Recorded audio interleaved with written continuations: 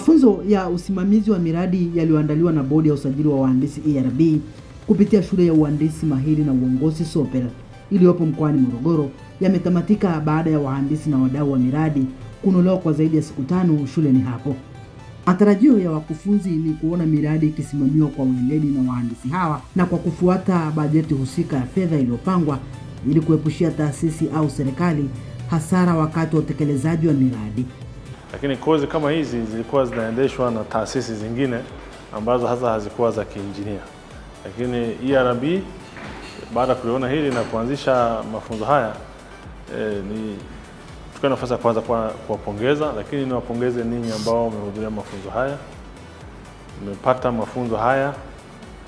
Najua mlikuja mnauelewa kidogo ambao sio mpana, lakini mnatoka hapa baada ya siku 5 na uelewa mzuri sana kuhusiana na project management, na ni matumaini yangu kwamba mtaenda kujiandaa vizuri kwa ajili ya mtihani ambao unatolewa na PMI, na ni matumaini yangu mtafaulu kwa sababu jinsi mlivyokuwa mnafuatilia mafunzo inaonyesha kuna umakini na nia ya kuwa professionals hasa kwenye project management, ili basi tusaidiane kama wahandisi kwenye industry ku bridge gap yani ambayo ipo hasa kwenye usimamizi wa miradi.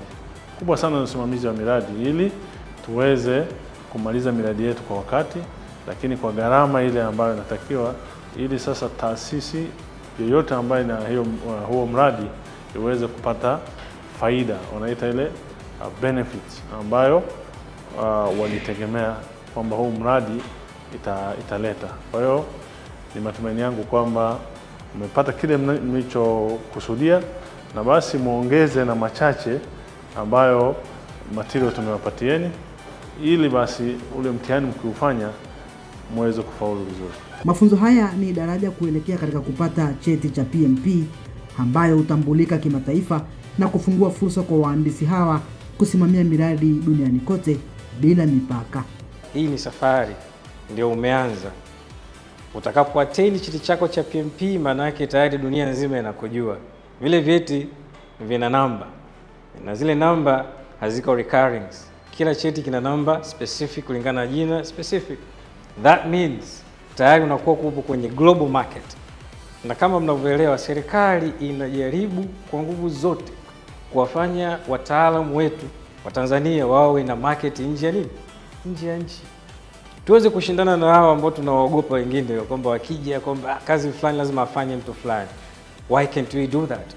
Kwa hiyo nimefurahi sana kuwa na nyinyi, and I'm so happy and I'm looking forward kuwaona mkiwa mmepata vyeti vyenu vya nini? Vya PMP. Lakini vile vile msisahau kama mlivyoambiwa, SOPEL ni hub sasa ya kuwatengeneza watu.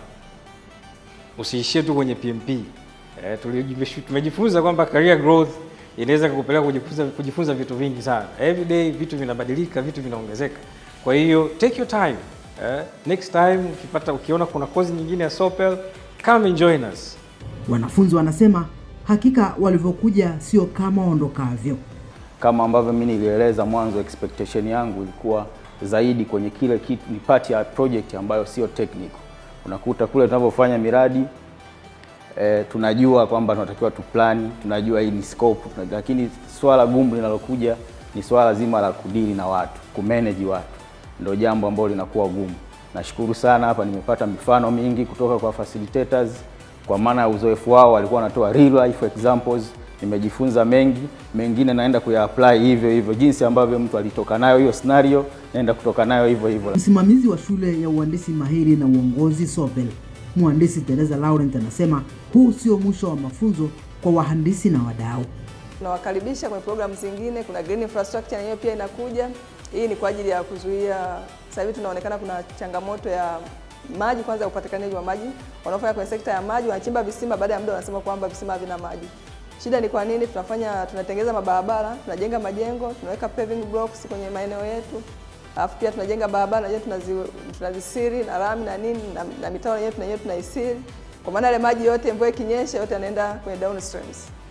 Huku tunakoondoka tunaacha zile ground water tujaicharge, kwa maana zile aquifer zinakuwa hazina maji.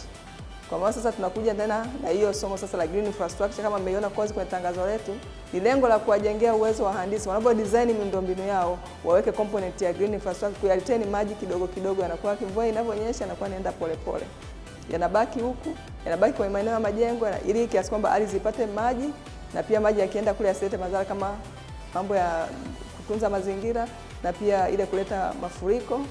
Lakini pia na ile aquifer zimeshapata maji, kwa maana water table inakuwa imelezi, anayechimba kisima pia atapata maji na maji yatapatikana kwa urahisi. Kwa maana kama bodi tumejipanga hapo, ila hii course tunashirikiana pia na World Bank. Yaani sio sisi tumeenda peke yetu, lakini World Bank walifanya research yao, wakaiona kwamba tunahitaji kufanya training, wakatuletea hiyo product kama bodi, kwa sababu ni jukumu letu. Kwa maana sisi tunaendelea nao sasa hapo kutokea World Bank walipofanya. Lakini pia tuna hiyo price adjustment formula kwa wahandisi ambao mnasimamia miradi, hasa kwa wakandarasi. Imegundulika kwamba yani tumeshindwa kutufanya matumizi sahihi ya price adjustment formula. Tunapo-apply sio sehemu sahihi. Kwa maana ile program pia na yenyewe tunayo, ili kiasi kwamba wafundishe wahandisi wajue wanai-apply wakati gani na inatakiwa kuanzishwa kwenye kipindi gani. Unaposema mimi nataka mradi wa kwangu au contract yangu iwe na price adjustment formula, unapotaka kuitumia, kwa maana pia tuna program hii hapo. Kwa sababu ni wahandisi mahiri, tunaamini kwamba ile pia inawafaa.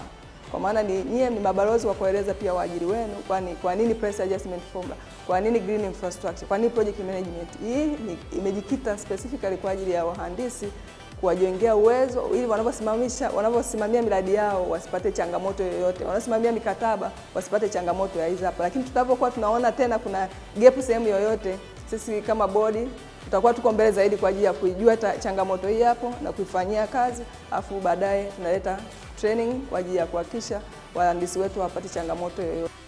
Wahitimu wametunukiwa vyeti na kilichosalia sasa ni kufanya mitihani ili kupata vyeti vya PMP ambayo humtambulisha mhandisi au mshiriki kimataifa kama msimamizi wa miradi. Mimi ni James Lerombo na hii ni Mhandisi TV.